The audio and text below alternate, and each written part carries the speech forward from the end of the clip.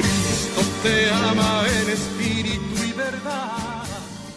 Hoy 12 de agosto vamos a dedicar este día a hablar del próximo santo, San Óscar Arnulfo Romero y Galdames. El Papa Francisco ha anunciado que será canonizado en octubre del 2018. Este es un santo salvadoreño que fue asesinado el lunes 24 de marzo de 1980 de un traicionero y certero disparo mientras celebraba la Santa Misa en la capilla del Hospital La Divina Providencia, en el momento en que hacía la presentación del pan y el vino para la consagración. Al asesino le habían dado la orden de disparar en el momento de la consagración, pero el pistolero, que poco o nada sabía de la celebración de la Santa Misa, confundió, por ignorancia o por temor, el momento de la presentación de los dones con el momento de la consagración. El día anterior, el domingo 23 de marzo, Monseñor Romero había pronunciado su última homilía, la cual fue considerada para algunos como su sentencia de muerte, debido a la claridad y la firmeza de su denuncia en contra de quienes estaban en ese momento oprimiendo al pueblo humilde y sencillo.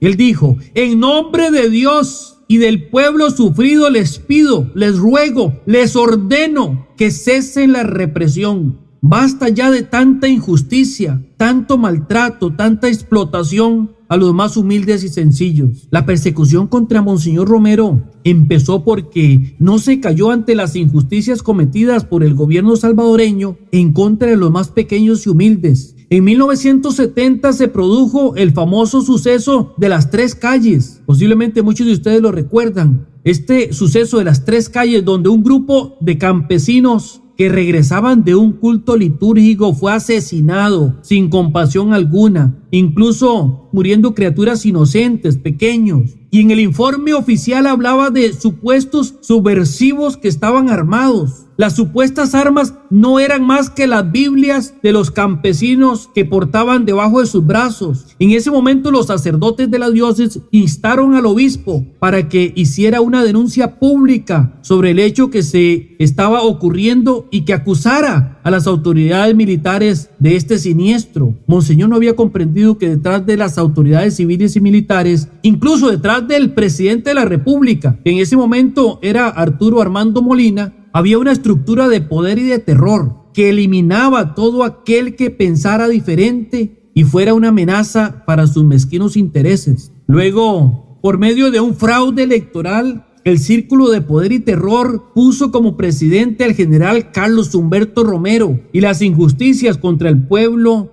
y los más humildes se incrementaron. Monseñor Óscar Romero no se cayó ante tanto sufrimiento y atropello al pueblo humilde y labriego, sino que a la luz de la palabra de Dios iluminaba y daba esperanza a la gente. Esta estructura de opresión y terror empezó a sentir el peso y la fuerza de las denuncias de la iglesia. Entonces trataron de silenciarla, asesinando sacerdotes influyentes y valientes que habían denunciado y que los reprendían con los argumentos de la verdad. Asesinaron al padre Rutilio el Grande, luego a los sacerdotes Alfonso Navarro, a Ernesto Barrera. Posteriormente fue asesinado en un centro de retiros el padre Octavio Ortiz y 4 jóvenes. Y también mataron a los padres Rafael Palacios y Alirio Napoleón. La Iglesia Católica sintió en carne propia el odio de la despiadada violencia que se había desatado en este país y la injusticia y el abuso de poder de aquellos que sin escrúpulos estaban gobernando en este hermoso país centroamericano. Este hombre da la vida, muere defendiendo a su pueblo. Un hombre valiente, un hombre en el cual no tenía miedo.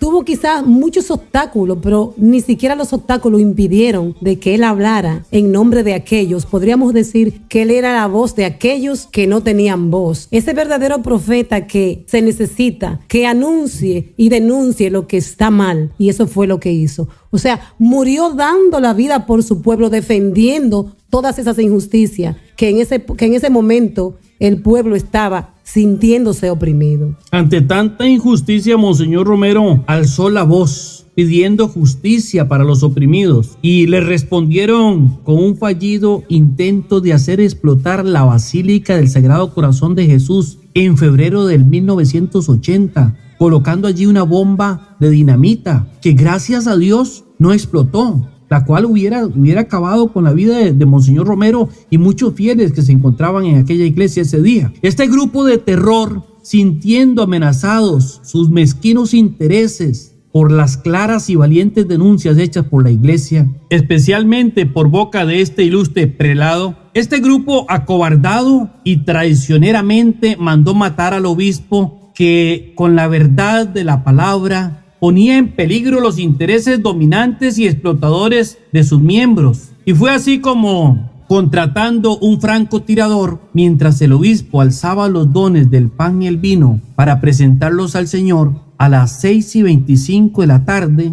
de aquel fatídico día 24 de marzo de 1980, recibe una bala en el pecho y muere frente al altar en total entrega por los más auténticos valores de la justicia y la paz. El obispo Óscar Romero fue asesinado por cobardes que se esconden detrás de las armas para no enfrentar la fuerza de la verdad de la palabra. El obispo Óscar Arnulfo Romero fue beatificado el 3 de febrero del año 2015 por el Papa Francisco y será canonizado, Dios mediante, en octubre del 2018. Que por la misericordia de Dios y por la intercesión de San Óscar Arnulfo Romero, también nosotros trabajemos por la justicia y la paz hasta que Dios nos lleve a su reino. Amén.